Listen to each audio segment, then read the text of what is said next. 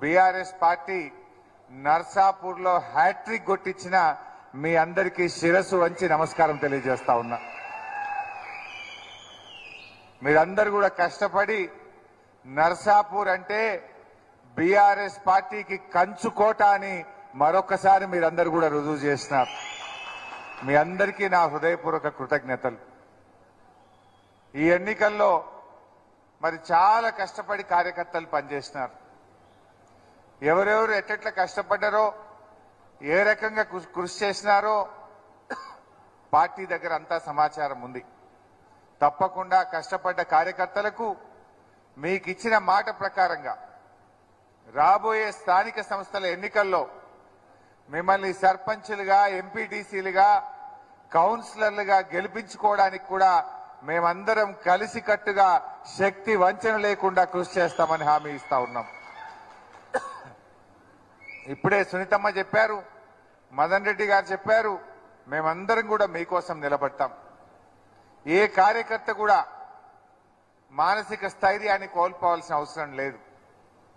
సరే, ఇది ఒక చిన్న స్పీడ్ బ్రేకర్. మనము నర్సాపూర్లో గెలిచినా పార్టీ గెలవకపాయాన్ని కొంత బాధ ఉన్నది. ఇది ఒక స్పీడ్ బ్రేకర్ లాంటిది. కొంత తాత్కాలికంగా వేగం తగ్గొచ్చు, కానీ అంతిమంగా గమ్యం చేరేది బీఆర్ఎస్ పార్టీయే. మళ్ళా అద్భుతమైన భవిష్యత్తు ఉండేది కూడా మన బీఆర్ఎస్ పార్టీకే ఉంటది. కార్యకర్తల మీద కొంత ప్రయత్నాలు చేస్తారు అధికార పక్షం. మన మానసిక స్థైర్యాన్ని దెబ్బకొట్టాలనో, ఏదో కేసులు పెట్టాలనో, ఇబ్బందులకు గురి చేయాలనో ప్రయత్నం చేస్తుండొచ్చు. మీరెవరూ ధైర్యాన్ని కోల్పోవాల్సిన అవసరం లేదు.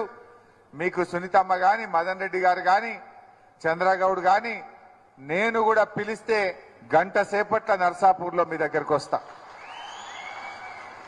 గట్టిగా పనిచేద్దాం. బ్రహ్మాండంగా పనిచేసినాం కదా.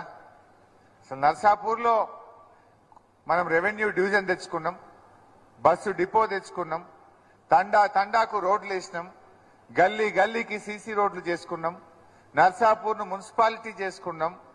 అసలు జరగని పనిలేంది. కొత్త మండలాలు చేసుకున్నాం, కౌడుపల్లిలో 50 పడకల ఆసుపత్రి తెచ్చుకున్నాం, డిగ్రీ కాలేజ్ తెచ్చుకున్నాం.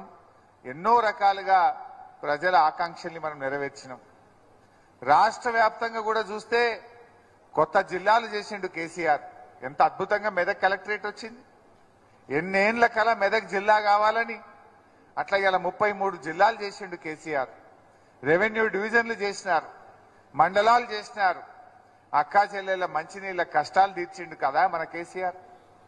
ఇలా 50 ఏళ్ళు ఎన్ని గవర్నమెంట్లు వచ్చిపోయినా కనీసం మంచినీళ్ళు ఇవ్వలేకపోతే మన బీఆర్ఎస్ పార్టీ వచ్చినాక ఇంటింటికి మంచినీళ్ళు ఇచ్చి కష్టాలు తీర్చింది మన బీఆర్ఎస్ పార్టీ. కరెంటు బాధలు తీర్చింది మన బీఆర్ఎస్ పార్టీ. మున్పట్లాగా మోటార్లు గాల్తలేవు, ట్రాన్స్ఫార్మర్లు గాల్తలేవు.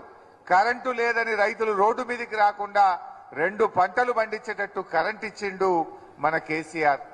ఎరువులకు కొరత లేదు. పెట్టుబడికి రైతు బంధు ఇచ్చాడు, రైతు బీమా ఇచ్చాడు, 2000 పెన్షన్ ఇచ్చాడు, ఆడపిల్ల పెళ్లికి కళ్యాణ లక్ష్మి ఇచ్చాడు. ఎన్ని కార్యక్రమాలు జరిగినాయి. చాలా అద్భుతమైనటువంటి కార్యక్రమాలు మనం చేసుకున్నాం. కానీ దురదృష్టం ఏంటంటే ఓ సామెత ఉంటది, నిజం గడప దాటక ముందే అబద్ధం ఊరంతా చుట్టేస్తుందట.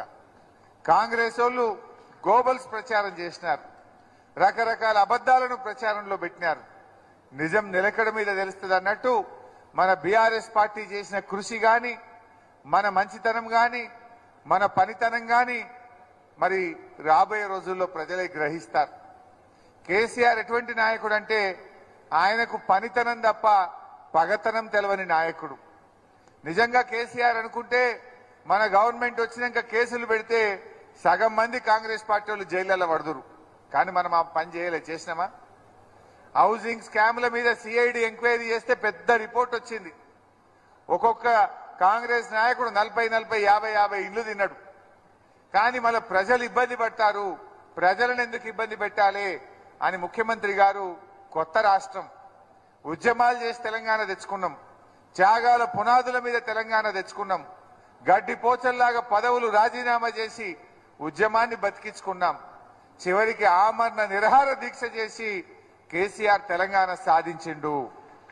ఆ సాధించిన తెలంగాణ కక్షలతోనో పగలతోనో ఇబ్బంది పడొద్దు, మనం పని చేసుకుందామని పని మీద దృష్టి పెట్టిండు కేసీఆర్. కరెంట్ ఎట్లా మంచిగా చేయాలి,